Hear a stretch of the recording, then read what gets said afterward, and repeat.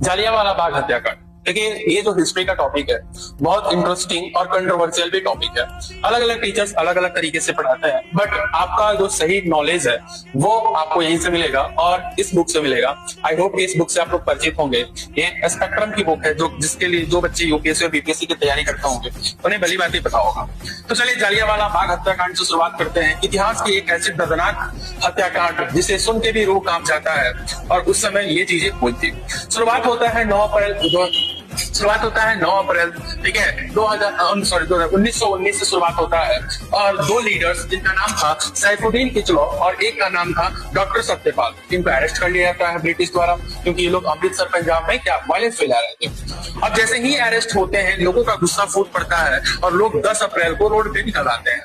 अब जैसे ही लोग रोड पे निकल आते हैं तो एक उसी समय नाम निकल के सामने आता है ब्रिगेडियर जनरल रेगिनल्ड डायर, जिसे हम जनरल डायर के भी नाम से जानते हैं। बहुत ही ज्यादा क्रूर और जनरल था सेना में ये, ठीक है। ये कहता है कि भाई साहब आज से पूरे अमृतसर में मार्शल लॉ लगा दिया जाएगा। मार्शल लॉ का मतलब होता है सैन्य शासन।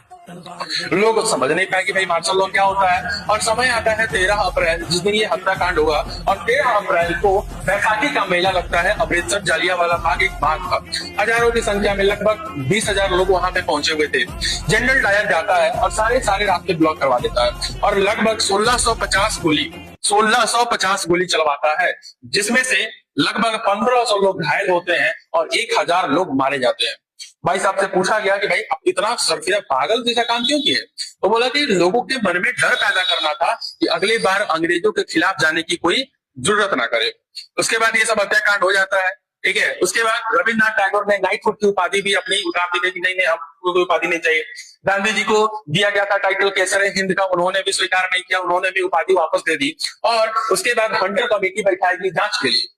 हालांकि मारे थे तो ज्यादा दिन तक तो जिंदा रहने वाले नहीं थे।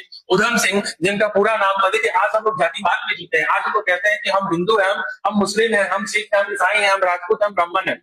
बट पहले देखिए, उधम सिंह एक छोटा नाम आपको दिख रहा होगा, बट आपको पता होना चाहिए कि इनका फुल नाम था राम मोहम्मद सिंह आजाद। अब बताइए क्या ये हिंदू थे क्या मुस्लिम थे? इनका पूरा नाम था राम मोहम्मद सिंह आजाद। इन्होंने जनरल डायर को किल किया। इन्होंने कहा कि भाई देखो, तुम मेरे भाइयों को मारे हो ना, तुम मेरे बहनों को मारे हो ना, हम तुम्हें मारेंगे, और इन्होंने किल कर दिया, ठीक है। हालांकि इन्हें भी फांसी पे 1940 में लटका दिया गया और फिर इनके अस्थियों को 1974 में भारत वापस लाया गया। तो यही थी कहानी हमारी, ठीक है। और देखिए, जरूरी नहीं है कि बहुत सारी चीजें हिस्ट्री में ऐसी है जो अभी आप नहीं जानते हैं, तो इस चैनल को फॉलो कर लीजिए, आपको सब चीज मिलेगा। और हमारा यूट्यूब भी सब्सक्राइब कर दिए, जीएस पैंटर्स के नाम से हमारा यूट्यूब चैनल भी है। चलिए मिलते हैं नेक्स्ट वीडियो में।